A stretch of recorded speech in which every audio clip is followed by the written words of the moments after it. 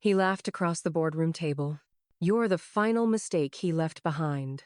Lorraine Hale, co-founder and widow, didn't flinch. By morning, his name vanished from the deed, the trust, and every board vote he once abused. She'd built Hale and Sons from blueprint to rooftop. Now she was reclaiming the ground. And when he reached for what he thought was legacy, the paperwork shut the door. All right, before we dive into this crazy story, do me a favor, subscribe and tell us where you're watching from. The laugh echoed across the polished oak of the boardroom table like a cough in a funeral parlor. Darren didn't even try to hide it. He leaned back in his chair, suit too sharp for the slack arrogance in his posture, and said it loud enough for everyone to hear. You're the final mistake he left behind. The words hit Lorraine like wind across a canyon, not because they surprised her, but because of how confidently he delivered them. She didn't flinch, didn't look up. Just gently placed the company binder she'd been reviewing back on the table, closed it with quiet finality, and stood. No rebuttal, no raised voice, just the steady clack of her heels across the tile as she left the room, her silence heavier than any argument. Out in the hallway, she didn't head for the elevator. She turned left toward the archive room, the one that hadn't been touched since Calvin's funeral. The air inside was stale with time and toner. She reached for the top drawer of the metal filing cabinet, pulled, and let her fingers graze across the edges of the papers until she found it, the original company charter. Hale and Sons Construction, established in 1981, co-signed by Calvin Hale and Lorraine Hale. She ran her thumb over the signature lines, then flipped to the amendment page, the one Calvin had drafted but never filed, the one Darren probably assumed had gone through. It hadn't. She had never signed away her executive voting power. Calvin had never forced the issue. Even at his most stubborn, he had known where the bedrock lay. She still held 51%, the majority. Lorraine stepped back from the cabinet, shut the drawer softly, and pulled her phone from her handbag. She hadn't used the number in years, but she still remembered it by heart. "Rhonda," she said when the voice answered. "It's Lorraine Hale. I need an appointment with Jeffrey tomorrow." "Yes, the business attorney." A pause. "No, not for Darren. For me." Back at home, she laid the charter on her dining room table like an old blueprint. She poured a glass of wine, not celebratory, not yet, just to steady her hands. The late afternoon sun filtered through the dining room blinds, slicing the document into ribbons of memory and power. Lorraine didn't smile, but she felt something deeper, a hum in her chest, like distant thunder before a storm. She remembered the first building they'd put up. Not Darren, not Amanda, not even Calvin's brothers, just her and Calvin, two hard-headed kids with calloused hands and a borrowed cement mixer. She'd laid the rebar herself, smeared with sweat and summer dust. That foundation still held. Darren hadn't touched a beam. She opened her laptop and logged into the internal company system. It took 3 password resets, a tech support email, and a grim chuckle when she finally got in, but there it was. The board directory, the financials, the executive voting schedule. He thought she was ornamental. She highlighted her name in the digital org chart and clicked primary. The system flashed green. Change accepted. Lorraine closed the laptop slowly, savoring the click of the lid like the shutting of a vault. The next morning, she walked into her lawyer's office wearing her old tan overcoat, the one Calvin used to call her no-nonsense armor. Her hair was up, pinned with the silver comb Amanda gave her 15 years ago, back when birthdays were still warm. Jeffrey stood as she entered, startled. "Lorraine, didn't think I'd see you until next tax season. Life's funny like that," she said. "Pull up the charter." He blinked, then did as told. Within minutes, his brows lifted. "You still have controlling interest, not by accident. And you want to use it now?" She took a breath. "He's been trying to build on sand. I intend to reintroduce concrete." Jeffrey leaned forward, suddenly focused. "We can file an internal motion, strip his voting privileges, force a reevaluation of board roles." Lorraine folded her hands. "And if he wants to throw a tantrum, let him.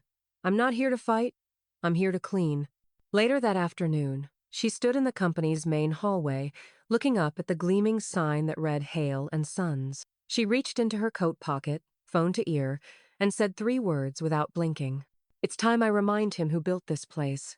Lorraine slid the binder across the smooth walnut table. the soft scratch of leather against wood breaking the otherwise loaded silence. Across, from her, Edgar Hallow adjusted his glasses, fingers pausing at the corner of the charter before he opened it.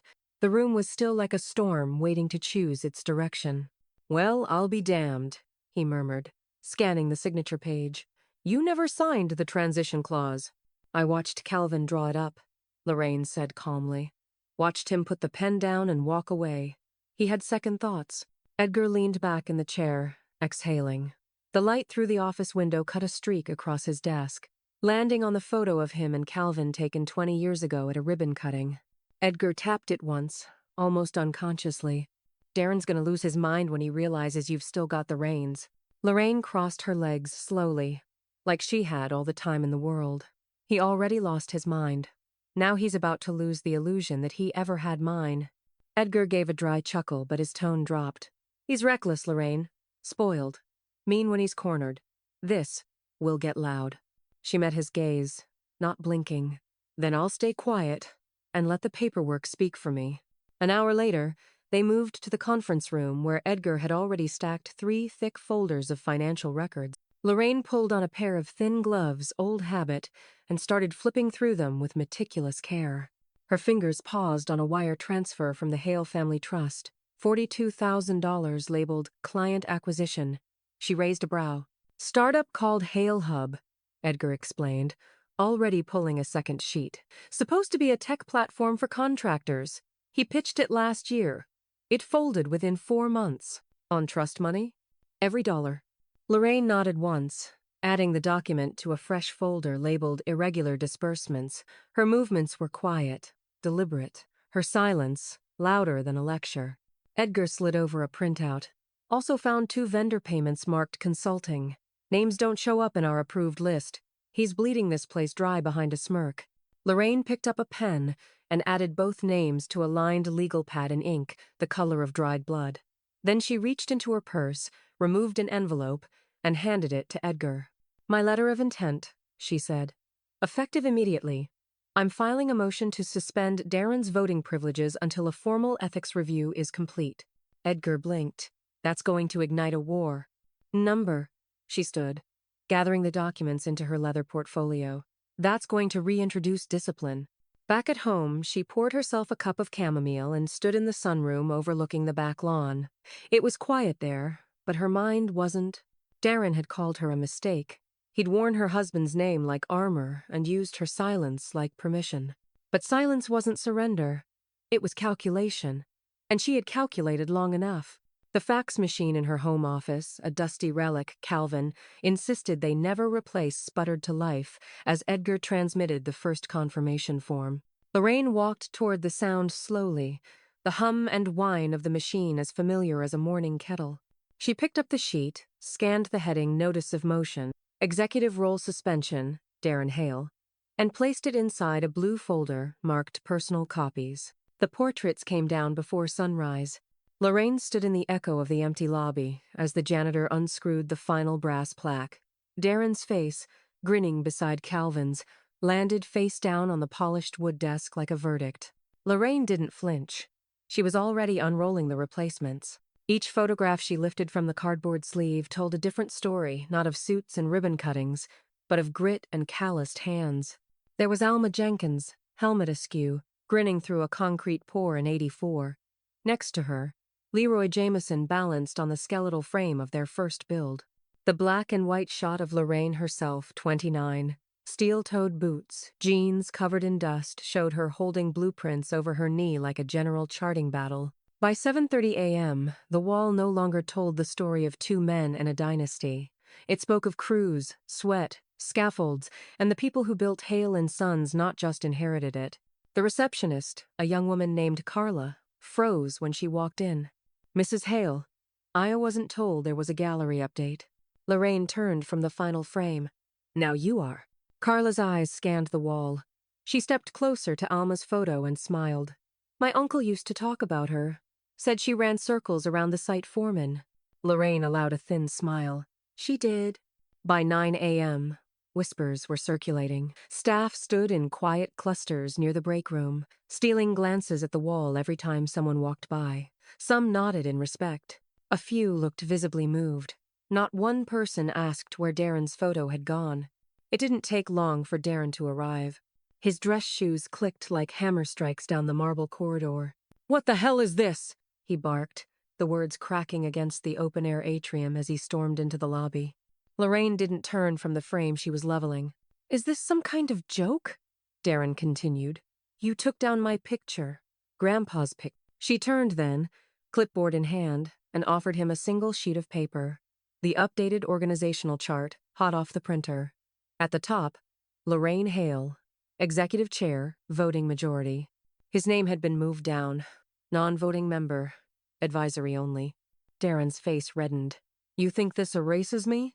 "Legacy," Lorraine said quietly, "isn't about who poses. It's about who showed up." He threw the sheet onto the floor. "This is his company. You think plastering up a few drywall jockeys changes that?" Lorraine lifted her chin. "It's our company. Calvin and I co-founded it. You just showed up for the photographs." Darren looked around as if waiting for someone, anyone to stand beside him. No one did. Edgar, watching from the mezzanine above, raised a single brow and said nothing. "You'll regret this," Darren hissed, jabbing a finger toward her. "This won't stand." Lorraine stepped forward. Her heels clicked softly, measured. "Then sit down and read the bylaws, or better yet, have someone read them to you." Darren shoved through the front doors, nearly knocking over a delivery man on his way in. By noon, an envelope was delivered to his office upstairs. Thick, ivory paper, Lorraine's letterhead at the top. Subject: Formal notification of executive role adjustment. Enclosed: documentation of her voting authority, the trust's governing terms, and the board's upcoming emergency meeting agenda.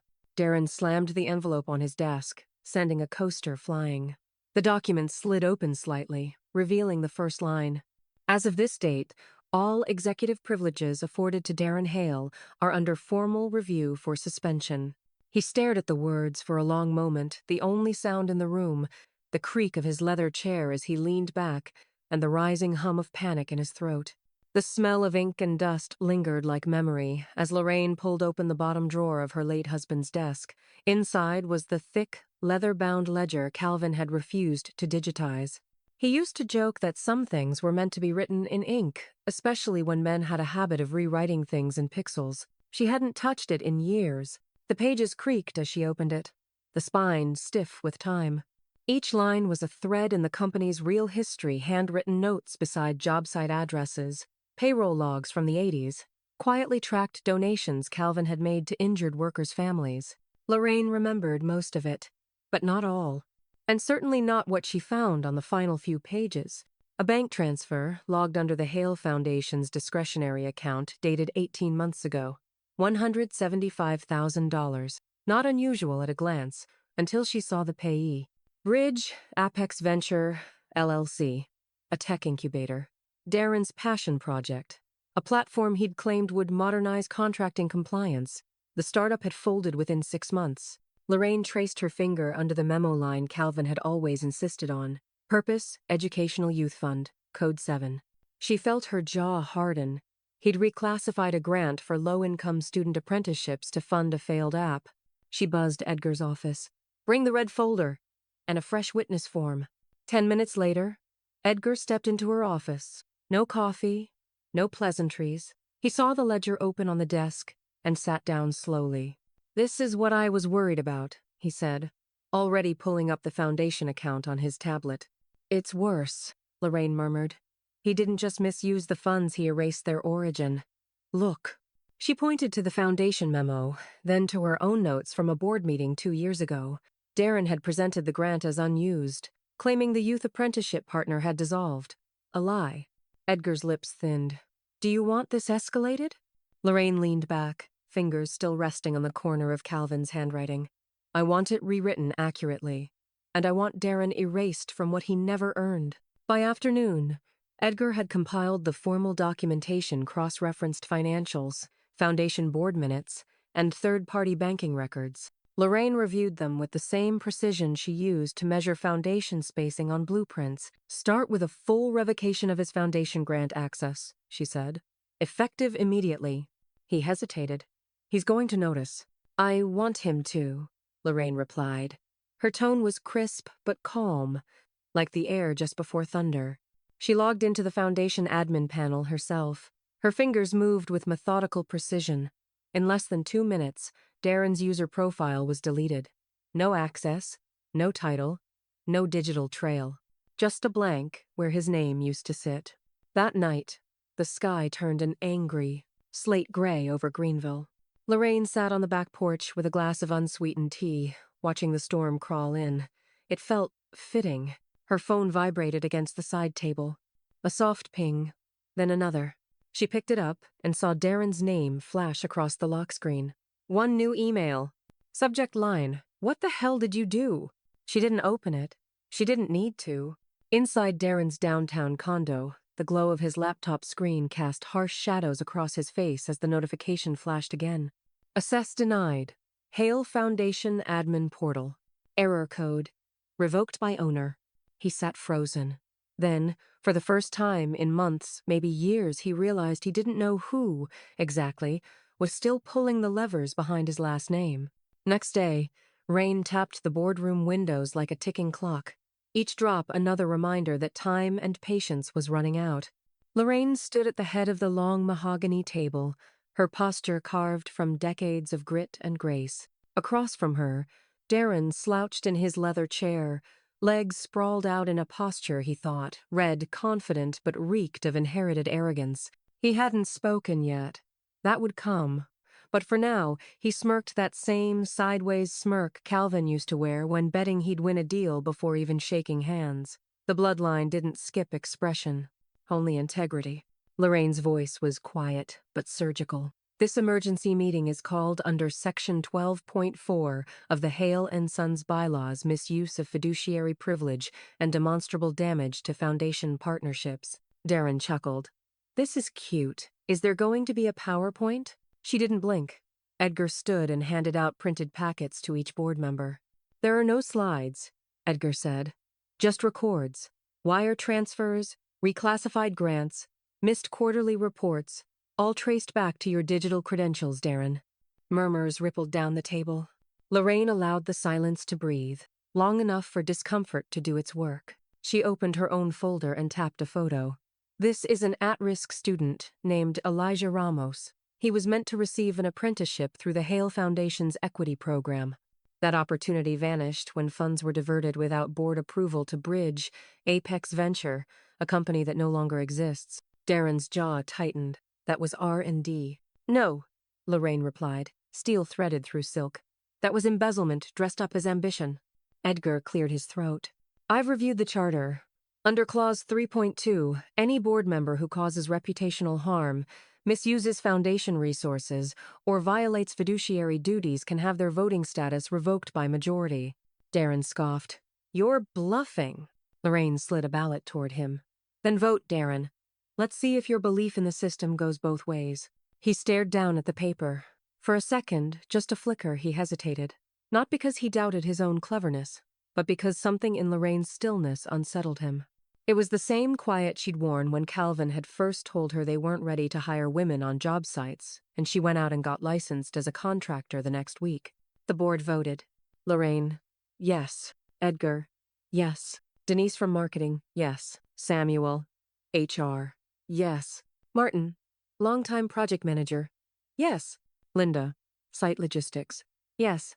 3 others mumbled, no, but didn't make eye contact with her or Darren. Final count, 6-3. Edgar nodded, voice low and even.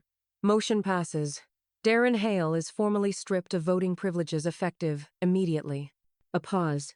Then Lorraine leaned forward, folding her hands on the table. You may own a name, she said, eyes locked on Darren, but not a seat at this table. He shoved back his chair hard enough that it scraped against the polished floor. This is what you want? He snapped. To erase him? Lorraine rose slowly, gathering the documents into a clean stack. No, she replied. Just you. Darren stormed out of the boardroom, his footsteps echoing down the hall. At the far end, the framed photo of Calvin and Darren still hung grandfather and grandson, smiling in hard hats. By the next morning, that photo would be gone. With the board's vote, Lorraine has not only stripped Darren of his official power, she's begun the deeper unraveling, separating his image from Calvin's legacy and reclaiming the truth from the shadow of inheritance. The weeds curled along the base of the old brick building like time trying to reclaim. Lorraine stepped out of her car, letting the gravel crunch beneath her low heels, and looked up at the structure that still bore her and Calvin's fingerprints, though no plaque had ever said so.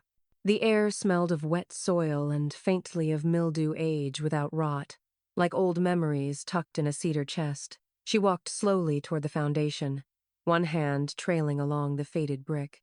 Her breath fogged a little in the crisp Greenville morning, but her grip on her cane remained steady. The cornerstone was right where she remembered, lower left edge, near the alley side, half concealed by creeping ivy. She bent down slow, deliberate, and brushed it away with gloved fingers, etched into the granite slab. CH plus LH 1981. Still clear. Still theirs. She stood there longer than she meant to. The chill crept through her coat, but she didn't move. Not yet. This was the first building Hale and Sons had ever touched back, when Sons was a hopeful plural and not a legacy myth. Lorraine had been 6 months into grieving her own mother when they laid the foundation here. Calvin had chiseled his initials into the stone that morning, then paused, handed her the hammer and said, "Your hands built this too." She added hers in silence. And just last year, Darren had proposed a teardown flattening the site for luxury urban condos. The phrase alone had made Lorraine feel like her lungs were packed in styrofoam. By noon, she was in the city planning office, seated across from a clerk whose eyebrows rose as soon as she slid the paperwork forward. "You're requesting historical status for 100 Grayson Street?" he asked, flipping through the pages. "I'm not requesting," Lorraine said. "I'm preserving." The clerk looked up. "Are you the current title holder?" "I'm the original one." Within 3 weeks, her petition moved through committee. Edgar helped streamline records, site photos, original permits, payroll ledgers with her handwriting still in the margins. One included a note. "Lunch delivery for team paid by LH." The city approved the landmark designation unanimously. When the official letter arrived, Lorraine didn't frame it. She folded it into her leather journal, the same one she'd once used to track their first 10 projects. She didn't need to display proof. The building was proof enough. That same week, Darren's phone rang unanswered 12 times. The developer he'd courted, an out-of-state firm hungry for Southern revitalization, had caught wind of the new designation through local news coverage. Backlash came swift. Former employees, city preservationists, even a few local college students began posting photos of the cornerstone. Hashtags followed. Number built by Hale. Number not just Sons. Number she was there too. The condo deal crumbled within a week. The developer released a vague statement citing new zoning complications. Darren released nothing. Lorraine walked the perimeter of the site one last time before sunset. A light drizzle began to fall, catching on her hair. She didn't flinch. She ran her hand over the cornerstone again, felt the deep cuts of her own initials, LH. This wasn't nostalgia. This was reclamation. The next morning, as she sipped her coffee on the sun porch, Edgar forwarded her a brief email with a clipped subject line, "Deal terminated. Grayson site withdrawn." Below it, a single sentence from the developer, "Please remove us from future discussions. We were not informed of the pending landmark status." Lorraine smiled. Darren's side project was officially dead, and the cornerstone remained exactly where it had always been beneath her name, not his. Lorraine stood over the mahogany table in the Hale Family Foundation's boardroom, flipping through line items like they were old bones. Each number told a story, and Darren's told the wrong one. $40,000 to a VR homestaging app that never launched. $18,500 to a consulting group with no physical address. $75,000 to branding development that somehow resulted in 2 half-built websites and a yacht rental listed under event planning. She tapped her pen once, firmly, against the glass table. Enough. The next day, she summoned Edgar and 2 foundation board members to the corner office Calvin once used for grant planning. Lorraine hadn't been in the room since before his passing. It still smelled faintly of cigar ash and leather polish, and the high windows hummed with summer heat. "Redirect every uncommitted fund," she said flatly, hands folded. I want it going to actual roofs, not rooftops. Edgar raised an eyebrow. The homeownership initiative? And down payment matching, she nodded. No tech, no branding fluff, no more Darren Vision grants. I want families, first-time owners, single parents, people who know what it means to build something and stay. 2 weeks later, the Foundation's new programming launched with a low-profile announcement in the Greenville Ledger, but low didn't last. A week after that, the paper ran a full Sunday feature. Matriarch takes back the mission. Hale Foundation returns to its roots. It showed Lorraine standing in front of the original 1981 project site, one hand on the cornerstone, the other gripping a grant check for a young couple buying their first home. Behind her, Edgar beamed. The couple looked stunned. Lorraine? She looked like a woman who'd done this before because she had. Darren didn't take it quietly. He exploded on social media, blasting Lorraine as out of touch, sentimental, and threatened by innovation. He posted photos from his last tech launch, half empty as it had been, and tagged 3 journalists. What he didn't count on was the public response. One comment read, "Imagine getting humbled by your grandmother in public and still thinking you're the visionary." Another, "She built homes. You built a vaporware app. Sit down, Darren." The replies kept coming, each one sharper than the last. Lorraine was reading them in the morning sun, sipping coffee in her kitchen when Amanda's name lit up on her phone screen. She debated letting it ring, then pressed answer. "Mom," Amanda began, voice tight, "you've embarrassed him." Lorraine stirred her spoon gently in her cup. He embarrassed himself. There was a long pause on the line. No defense, just breath. "He says you're trying to erase him." "I'm not trying," Lorraine replied. "I am." That afternoon, she returned to the Foundation office to find an envelope on her desk. Inside, a single sheet of paper, formal letterhead at the top. Motion. Transfer of full governance authority. Recipient. Lorraine Hale. Signed unanimously by the board. Underneath, in recognition of your foundational service and restored vision, the board moves to grant full operational and executive control to Miss Hale effective immediately. There was a time Lorraine would have let it slide. The plaque, the photo, the phrase, "Founded by Calvin Hale," etched in stone and website code alike. But silence, she'd learned, was just another tool for rewriting history. And this time, the story was hers to tell. She clicked edit at the top of the company's legacy webpage and stared down the line that had followed her name like a shadow for decades. Founded by Calvin Hale, 1981. She deleted it.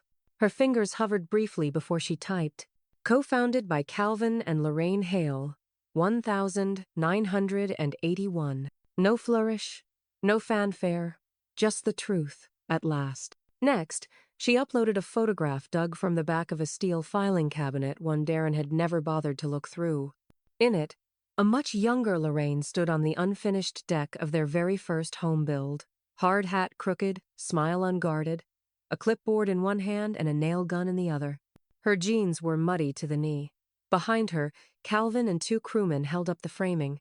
She'd taken the photo herself, on a self-timer. It wasn't glossy, but it was real. By noon, the new site was live. By 2 p.m., the staff email was out. Subject, "Our origin story." Body, "We believe every foundation must rest on full truth. Today, we updated ours. We honor those who showed up, those who stayed, those who built." LH. Within an hour, Lorraine received her first reply from Brenda in HR. "Thank you. My mother worked on that first build.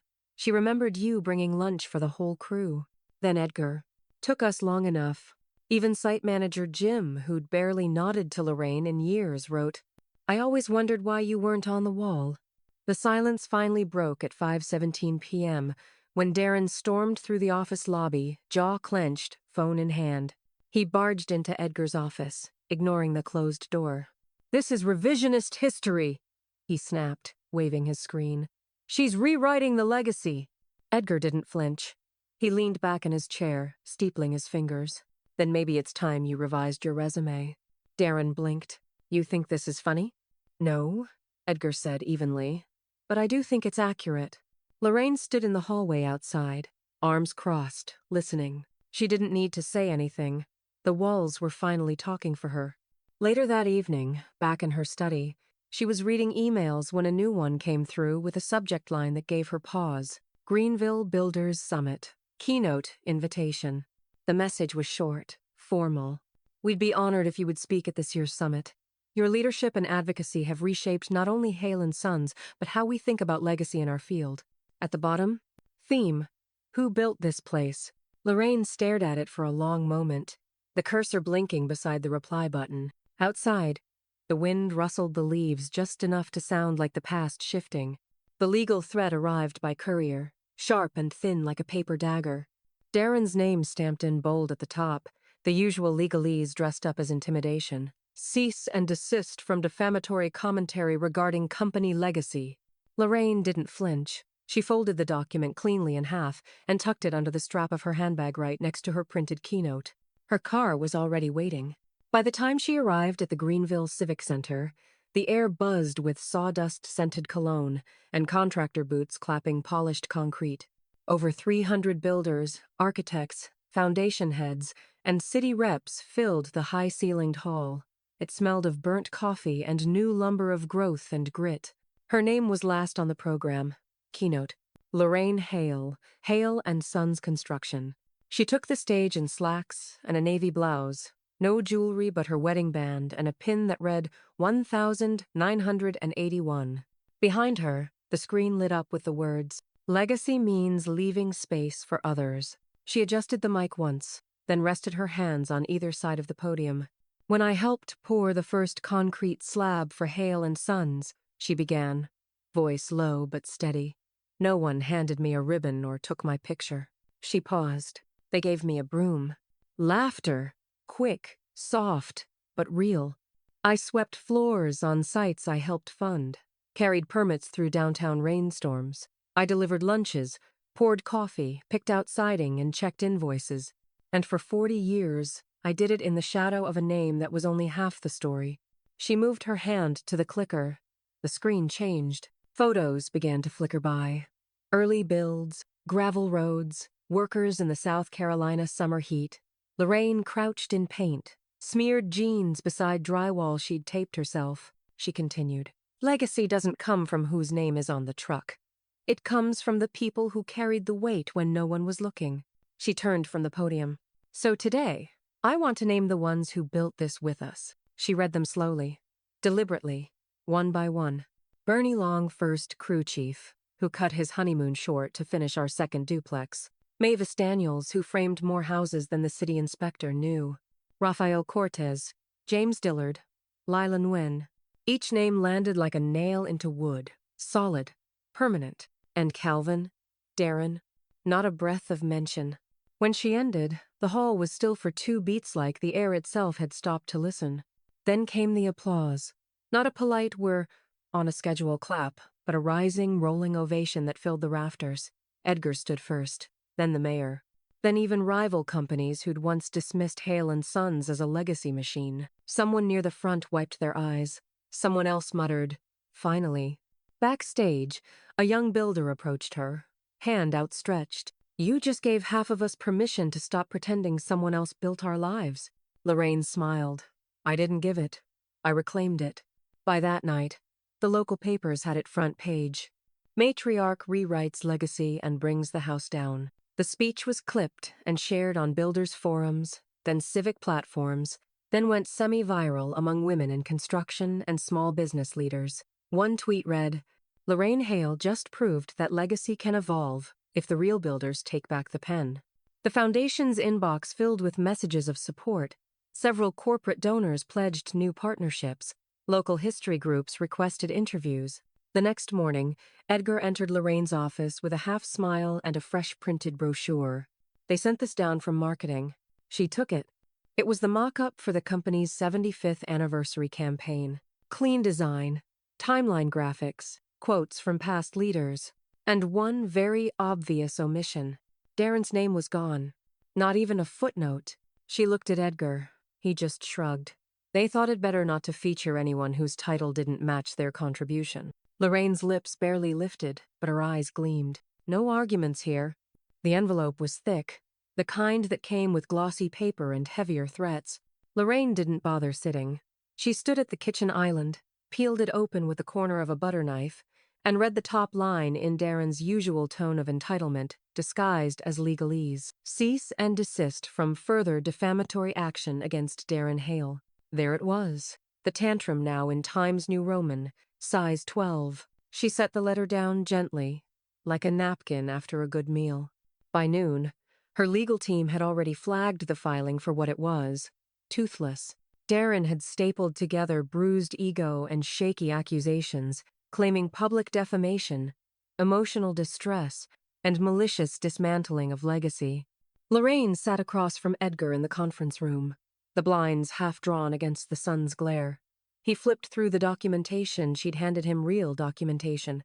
Records, receipts, footnotes of fraud tucked under startup invoices, checks signed with Calvin's memorial fund backing a project that never passed permit phase. Favoritism, Edgar muttered, tapping a line. He kept promoting his college roommate's company, no bid, no contract trail. And used foundation funds to do it, Lorraine added calmly. Legacy indeed. Her lead counsel, Vanessa, folded her arms. I'll call their attorney. He's going to advise Darren to back down, quietly if he's smart. Lorraine nodded once. Let them know this is the final warning. After this, I make it public. The call happened that same afternoon. According to Vanessa, Darren's lawyer didn't even try to fight. He sighed, long and tired, then said, You do realize she's the one paying your retainer, right? The silence on Darren's end reportedly lasted 10 full seconds. The next morning, the lawsuit was dropped. No press, no apology, just a terse one-line withdrawal and an email that read, Moving on professionally. Edgar was the one who brought the printout to Lorraine's office, folded in half like a surrender flag. She smiled with her eyes. Perfect. Let's finish the cleanup. She signed the forms to close Darren's access to the family's property accounts, the ones he'd been dipping into since college, masked under family administrative costs. The executor code was changed by noon. The new signature required hers, and hers alone. That afternoon, the company intranet quietly updated. The leadership page, once a curated blend of filtered headshots and flowery bios, now looked leaner, truer. Lorraine's photo remained, sharper than before. Edgar's moved to the top right, with his 40-year tenure finally labeled as such. Amanda's name appeared under Foundation Operations. Darren's? Gone. No farewell. No explanation. The company's calendar pinged an alert. Leadership chart. Updated effective immediately. At sunset, Lorraine stepped out onto her porch with a glass of lemon water and no plan but silence. The hydrangeas were full, blushing against the dusk. Her wind chimes rattled gently as cicadas hummed a low, steady drone. The knock was soft, uncertain. She turned to see Amanda standing at the edge of the porch, one hand curled around the railing like she wasn't sure she was welcome. Amanda stirred her coffee with the end of a spoon she didn't need, round and round, slow as regret. Rain tapped softly on the kitchen window, steady as breath. Outside, the garden Lorraine had built from scratch, hibiscus, thyme, wild violets shimmered in the mist. Inside, the silence was thicker. Lorraine sat across from her daughter, legs crossed, steady as stone. Between them lay a manila envelope with her late husband's name, scribbled in pencil across the back. It had been sealed since yesterday. But this moment wasn't about Calvin. It was about the woman who finally knocked on her mother's porch. I should have said something years ago, Amanda murmured. Her voice was flat, but her fingers trembled against the ceramic mug. Lorraine didn't answer right away. She let the moment stretch not out of cruelty, but gravity. You didn't, she finally said. But you're here now. Amanda's eyes lifted. I was afraid to challenge him. You never were. A breath caught in Lorraine's chest. It wasn't pride. It was history, deep and weary. I challenged him because someone had to, she said softly. I wasn't fearless. I was tired of watching men decide what I was allowed to build. Amanda blinked back, something unshed. And Darren, I saw it happening. The way he'd echo Calvin's tone, his posture, like legacy was inheritance instead of effort. Legacy without labor is just a costume, Lorraine said, cool and even. Amanda nodded, as if the words struck something deeper than guilt. She reached for the envelope, but stopped. You sure you want me to see it? No, Lorraine said plainly. But I'm not hiding anything anymore. She pulled a second envelope from the drawer. This one, newer, cleaner. She slid it across the table. Amanda hesitated, then opened it. The new will was short and direct. Darren's name was nowhere on it. Not for the company, not for the trust, not even a gesture. Amanda's own name was listed beneath Edgar's designated family trustee, with co-signing rights on all major financial moves. Not for her to hoard, for her to steward. Amanda stared at the page, then slowly, like something melting, began to cry. But not loud, and not mournful. Lorraine watched the tears, then reached for a napkin, slid it across. Amanda didn't use it. It's not grief, Amanda whispered. It's relief. Lorraine took a slow sip of her own coffee, letting the warmth fill the spaces the years had hollowed out. You're still family, she said finally. But so is the truth, and we've ignored that one longer than we should have. Amanda's mouth opened, then closed. She gave a half laugh, half sob. I thought you were going to freeze me out. You didn't freeze, Lorraine said. You waited. That's different. But now it's your turn to act. The rain picked up. A few birds still called through it, soft and high. The room smelled of cinnamon rolls from earlier stale now, but warm. They sat in it. Not peace, not tension. Something between. Amanda cleared her throat. I've been thinking. If the foundation really is going to shift, it should have a hail still working the ground, not just standing on it. Lorraine raised an eyebrow. That an offer or an apology? Amanda smiled for the first time in what felt like a decade. Both? Let me co-chair it. With Edgar. With you, if you want. Lorraine didn't answer right away. She stood, walked to the window, looked out at the garden, the storm softening, the soil soaking up what it needed. Then she turned back. Lorraine stood on the sidewalk across from the high-rise, her umbrella casting a narrow shadow against the early morning sun. The glass exterior of the Riverton condominiums gleamed, sterile and cold. She remembered the first time she visited the unit, Calvin still alive, Darren still tolerable, and everything still salvageable. Now, she looked at it not as a gift passed down, but as a leash she'd just cut. She filed the eviction herself. The clerk at the courthouse hadn't blinked when reading the paperwork. Trust-backed lease, revocable, misuse of family funds, non-compliance with financial ethics clauses, all signed by Darren months ago. Without reading the fine print, Lorraine's fine print, she had written the trust documents with a seasoned estate attorney, one who warned her, it's never the money that causes the problem. It's who thinks they're owed it. And Darren had believed himself owed. But titles meant nothing without deeds, and Lorraine had all the deeds. By noon, Darren's outrage bled across the internet. He posted on 3 platforms, each more unhinged than the last. My grandmother is illegally evicting me from a home my grandfather built. Family doesn't mean betrayal. This is elder abuse by her against me. The comments didn't go how he'd hoped.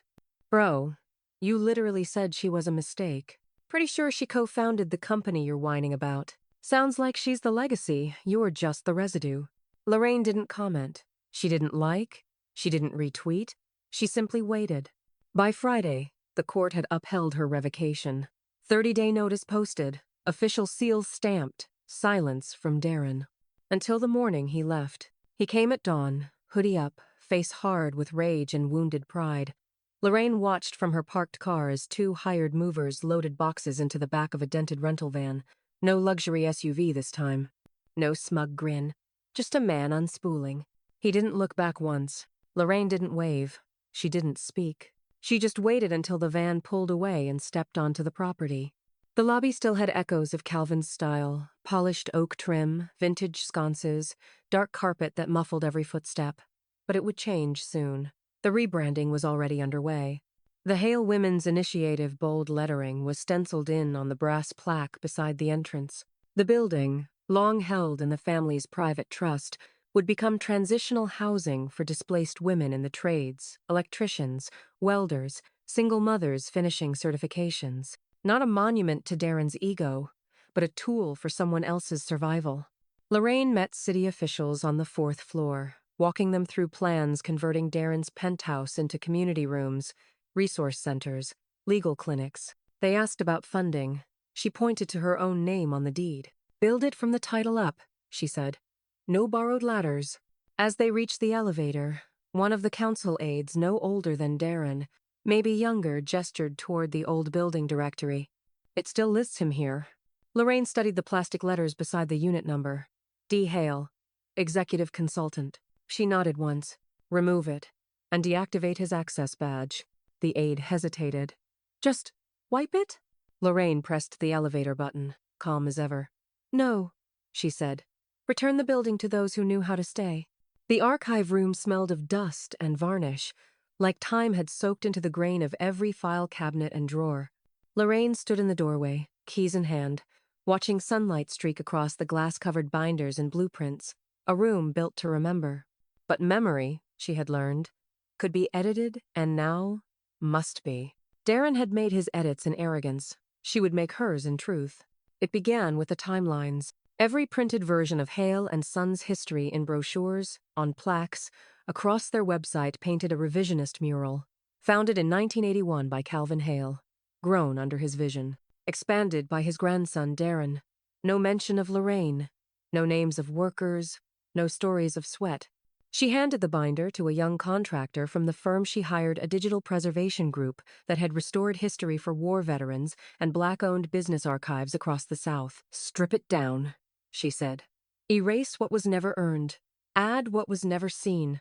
Over the next few weeks, the walls of the company's main hallway transformed. Gone were the sepia portraits of Calvin shaking hands with developers and posing beside Darren in borrowed hard hats. In their place, vibrant prints of labor crews, carpenters mid-swing, concrete workers in muddy boots, electricians wiring the first municipal library they ever built. Names were etched below each photo. Names that had never made it past payroll record. Edgar walked beside her on installation day, eyes scanning the displays. "You know," he said quietly, "most people would have just added their face to the wall." Lorraine looked up at a photo of 3 women in yellow safety vests, grinning on a job site. She was one of them, 28, covered in drywall dust, holding a clipboard. "I don't need a wall," she said. "I need a mirror. This company should see who built it." The final plaque hung near the exit. It wasn't centered. That was intentional. Founded by those who stayed. Preserved by those who built. No names, no pedestal, just a truth too large to sign. She filed the request with the South Carolina Office of Historic Business Recognition. Application to name herself as the sole living founder of Hale and Sons Construction. It wasn't a title she needed, but one that should have been given the day Calvin filed their articles of incorporation and left her name off the record. Within a week, the email arrived. Approved. Recognition effective immediately. That afternoon, while she and Edgar finalized press language, a courier arrived. Pale green uniform. Clipboard tucked under one arm. "Delivery from Mrs. Lorraine Hale," he said. "Signature required." She paused. The envelope was thick, hand-addressed, sealed with wax Calvin's old crest stamp. Her heart slowed. The date stamped on the corner. The 14th of March, 2019, nearly 6 months before his stroke. The envelope had sat somewhere for years. The courier tilted his head. "You all right, ma'am?" Lorraine blinked once and took the package. She sat in her office, the envelope resting on her lap like a weight rediscovered.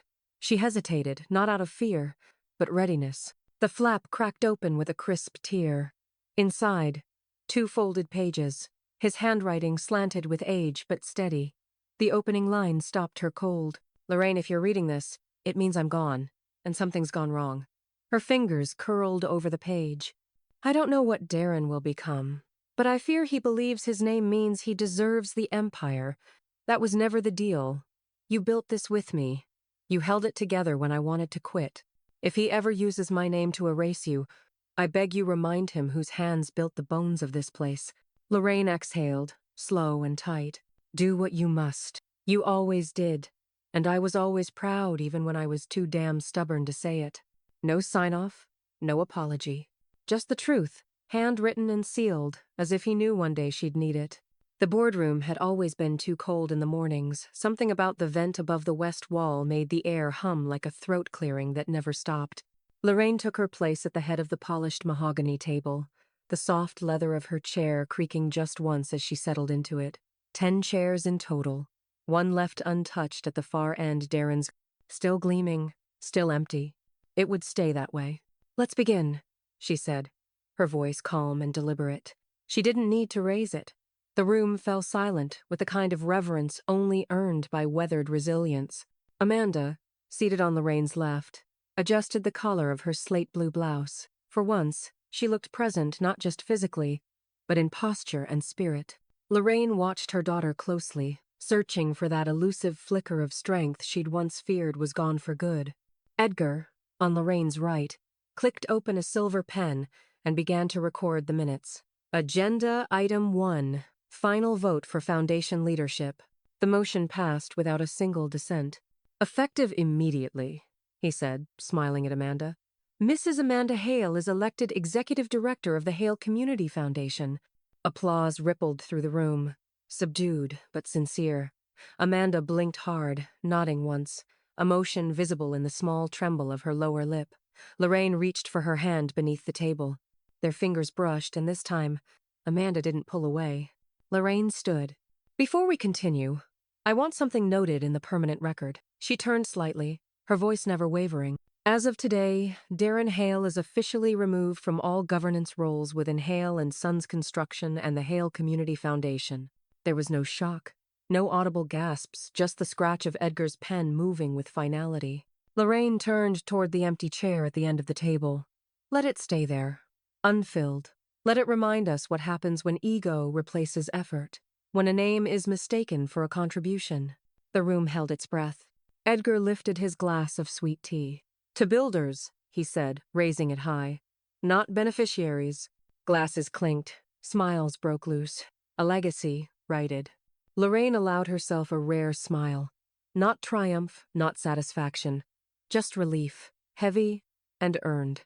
Later, as the room cleared and the board drifted out into the hall for photos and catered pie from Joyce's kitchen, Lorraine lingered. The overhead light buzzed faintly. Outside the frosted glass door, the sounds of laughter, new and unburdened, filtered through. She picked up her old folder, the first one she'd carried into a Hale boardroom 40 years ago. Yellowed tabs, frayed corners. Inside, handwritten site notes, cost margins, employee birthdays, scribbled in the margins. A voice cut through her reflection. "Excuse me?" A young woman stood in the doorway, notebook clutched to her chest, hair pulled back in a bun, oversized blazer too big for her frame. She couldn't have been older than 22. "I'm sorry," she said quickly, stepping in. "I'm Claire. I just started as the foundation intern. I was wondering if—" She hesitated, eyes flicking to Lorraine's folder. "If you ever take on mentees." Lorraine looked her over, not her outfit, not her resume, her eyes, steady, intent. "You know how to build something that lasts?" Lorraine asked. Claire blinked. "I'm hoping to learn." Lorraine stood slowly, closed her folder, and nodded. "Then come back Monday," she said. "Bring boots." Claire smiled, a little unsure. "Boots?" Lorraine's voice was quiet, but sure. "The legacy starts outside the boardroom." The wind smelled like sawdust and jasmine. Lorraine stood at the edge of the original Hale site, the old bungalow-style office they'd poured their first foundation under nearly 50 years ago.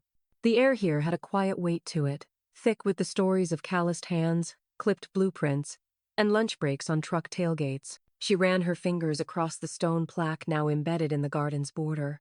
Lorraine Hale, co-founder, builder, survivor. The plaque shimmered slightly in the early light, just enough for her to see her reflection beneath the engraving. Behind her, Amanda and little Ella were kneeling in the grass, gloves muddy, laughter rolling soft and unguarded.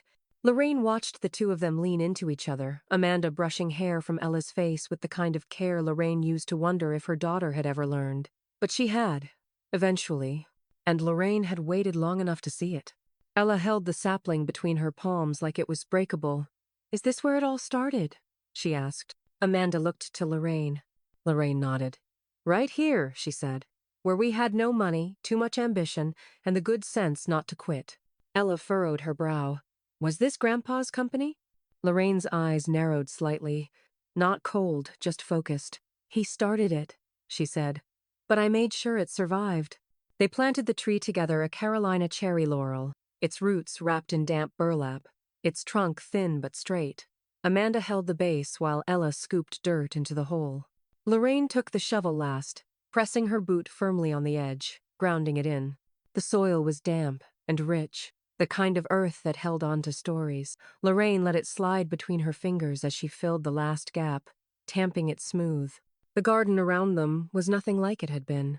It had grown wildflowers now wrapped the edges of the stone pathway, and benches bore carved names of foremen and site leads from the company's earliest days. The names Darren had never bothered to learn, that Calvin hadn't always remembered. But Lorraine had, every single one. On the far edge stood a tall, wrought-iron arch, overgrown slightly with climbing roses. A new sign hung from its curve. The Hale Foundation Garden, in honor of those who built and bloomed. Ella wandered over to it and touched the metal letters. "Is this yours too?" she asked. Lorraine looked out across the space, the carefully placed bricks, the raised garden beds donated by volunteers, the plaque with her name finally written in full. She exhaled through her nose. A smile curled into the corner of her mouth. "No," she said. "This belongs to whoever protects it next." They sat together on the bench beneath the cedar tree Calvin had planted when Amanda was born. It leaned slightly now, age curling its spine, but it still stood, like her. Amanda reached into her purse and pulled out a folded document. "They sent the final deed transfer," she said. "Your name sole founder, property rights fully restored, foundation charter updated." Lorraine didn't reach for the papers. "I know," she said, staring straight ahead. "I don't need to hold it to believe it." Amanda nodded, understanding that this wasn't about ink or notarizations. It was about roots and what they'd outlasted. Ella leaned against her great-grandmother's arm. "Are you going to put more names on that plaque one day?" Lorraine smiled. "If they earn it." "Can I?" Lorraine looked down at her, those bright, curious eyes, already sharper than Darren's had ever been. "You just helped plant a tree with 3 generations of Hales. That's a good start." Ella beamed. The sun had risen higher now, washing the site in gold. Bees floated lazily between clusters of lavender. The scent of honeysuckle drifted in on a warm breeze. Lorraine stood again, slowly, her bones cracking in protest, but they held. She took one last look at the site. There were no framed photos of Darren here, no echoes of his arrogance, no trace of the legacy he tried to hijack. He hadn't just been removed, he had been forgotten. And she had made sure of it not with rage, but with roots.